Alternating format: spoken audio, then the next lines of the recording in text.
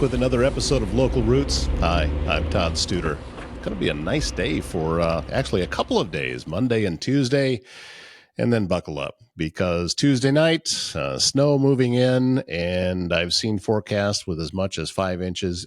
Am I remembering right that it just seems to happen every year mid-March that we get nailed with a snowstorm?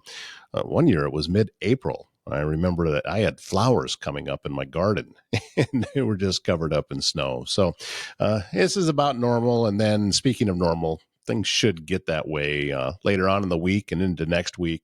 Highs in the 50s, lows in the 30s. That's spring. That's what we usually have for spring around here. Oh, by the way, happy St. Patrick's Day. I am hoping that I'm going to be enjoying some corned beef and cabbage tonight. It's funny. I never eat that any other time. That's the only time I ever get corned beef, but I do enjoy it and throw some potatoes in there, cook the whole thing in a slow cooker. Yeah, I think that that's great. But it's kind of like St. Patrick's Day with corned beef is kind of, how often do you have deviled eggs other than on Thanksgiving or Christmas when you're having a big, family meal? And deviled eggs just always seem to be in there regardless of where I was at. Turkey is another one. How often do you have turkey if it's not a holiday? And some people do. Some people it's in their rotation, but not very many. And corned beef for me, no, I just don't have it other than on March 17th. So that's what today is, and I'll be enjoying corned beef tonight. Wanted to fill you in and talk a little bit about a podcast that we produce right here, and it's called Circle of Trades. And the idea behind the podcast is to encourage young people to consider the trades as an option when they're coming out of school. So maybe the 4-year route isn't very appealing to them. It's just not for them.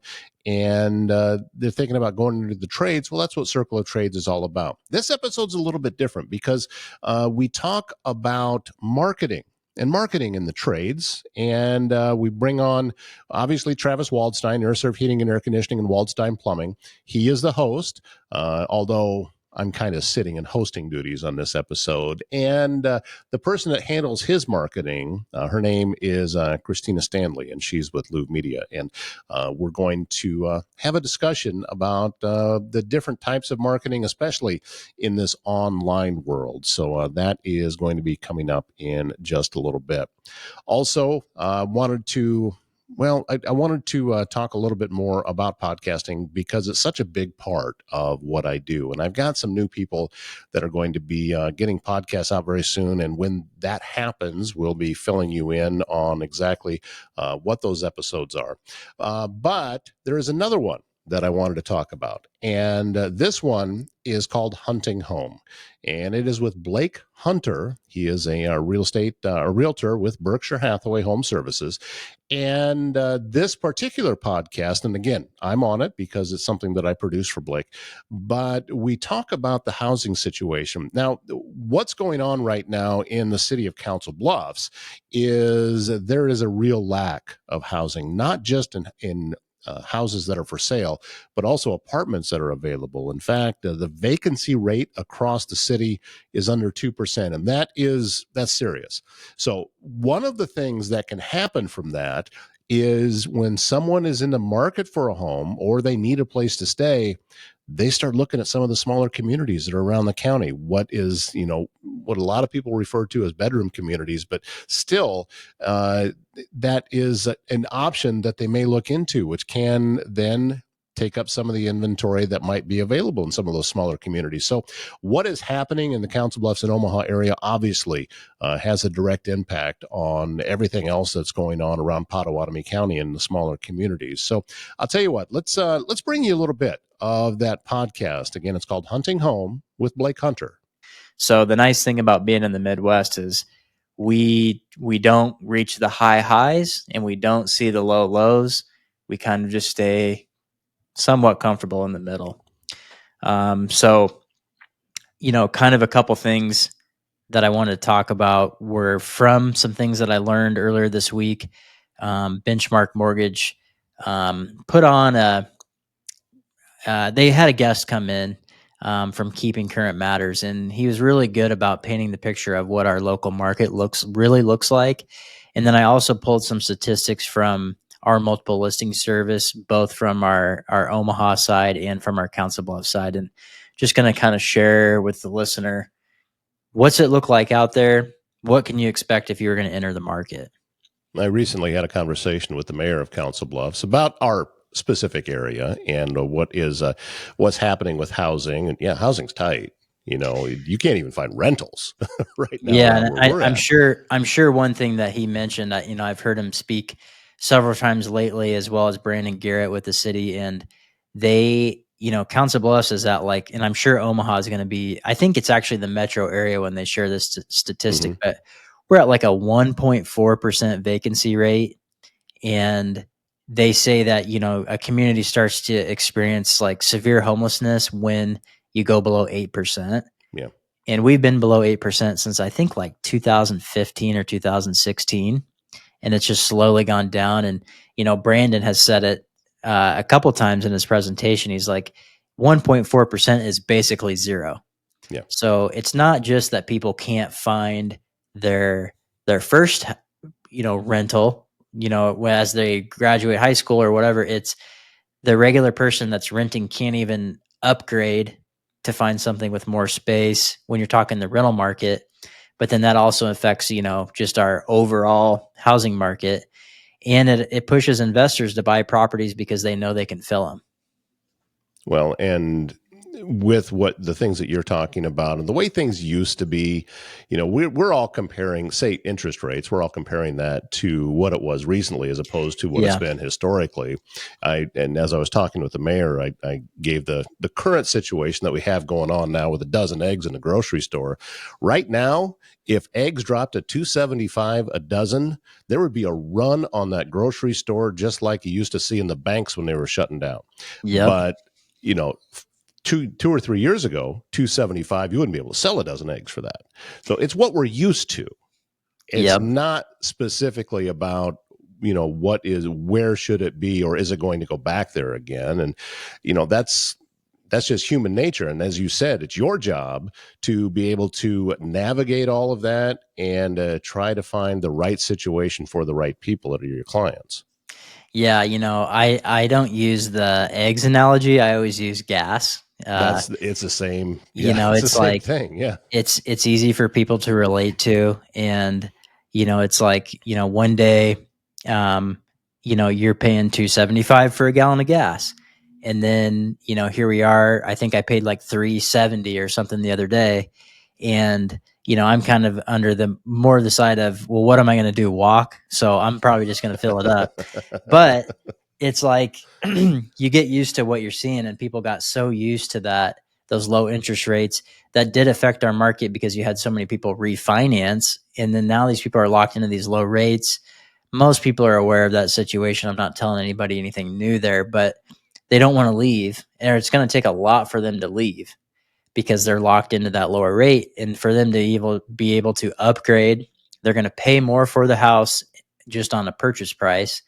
And then their monthly payment's going to go way up, probably for sure double, if not triple in some cases, because of the higher interest rate.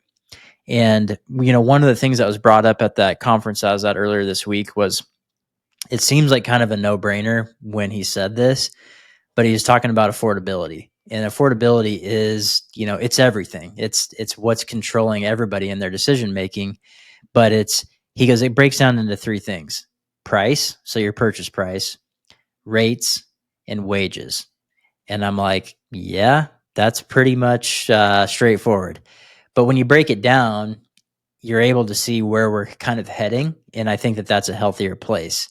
Prices are, we were seeing 15 to 20% appreciation every year or on a yearly basis. Yeah, And that was crazy. yeah, it's crazy. And that's what allowed so many people to be able to bump up into their next purchase because they all of a sudden became equity rich in their property because they're going up 20%, even 10% in a year that's a good return. Mm-hmm. And so they were able to even live in a house for like 2 years and turn around and make a pretty good chunk of money just by living in that house for 2 years.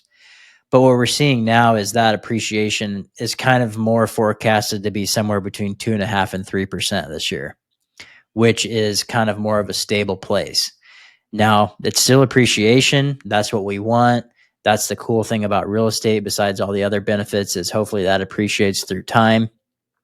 But it's not going to be that crazy, 10, 20%. Rates, sure, we've been high. We've seen the biggest climb ever historically in a very short amount of time. And now things have been trending downward. I had a pre-approval come through 2 days ago. Is at 6.5%, and that was on a conventional mortgage with 5% down. So all of a sudden, if you're in the business like me every day, is I'm experiencing that eggs effect or that gasoline effect. Is like, oh well, we were at 7.5% not that long ago, and then all of a sudden we're a whole percent down. And I think if we ever see, and I don't think they're going to change a lot this year. I mean, from everything that I listen to from the people that are really on the financial side, the forecast is we're probably going to stay somewhere between 6 and 6.5%, probably closer to that 6.5% through the year. But if we saw 5.99, I think that the psychology of people would just be like, now's the time. It's going to free people up to refinance that bought in the last 2 years that were maybe at 8% or greater. So it's going to free up a lot of money. It's going to free up people to make decisions, hopefully create some more inventory. And that kind of creates that healthier market that I've been talking about. And then that third aspect, which is arguably the most important part, is wages. Well, you can have great interest rates. You can have decent appreciation in property. But if you don't have the wages to support it, to buy the properties, it doesn't really help. And wages are kind of forecasted, and it looks like in the last few months are on the rise. And so if we can have all those three things kind of come together to meet some common ground, then that's when we'll return back to that healthier market like we saw pre-COVID, probably like the 2017, 2018 real estate market.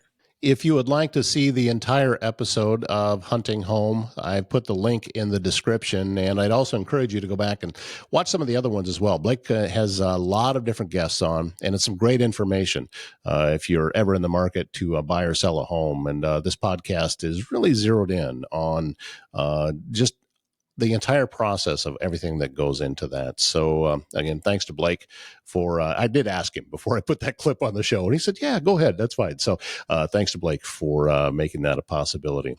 If you have an idea or a guest that you would like to see on Local Roots, well, send me an email, toddstuder@gmail.com, and I'll reach out and see if we can't make that happen. We have guests that are coming up this week, already have interviews scheduled, so we'll be telling you about those as the times come up. And also, we do want to put a real focus on nonprofits and service organizations that are around the county. So if you are involved with one, or you know of someone and you said, hey, tell them about us. And then again, get me that email, toddstuder@gmail.com. All right. Wrapping things up for this Monday. Enjoy the weather for today and tomorrow, and then get that snow shovel back out again. We're going to need it. My name is Todd Studer. Have a great Monday.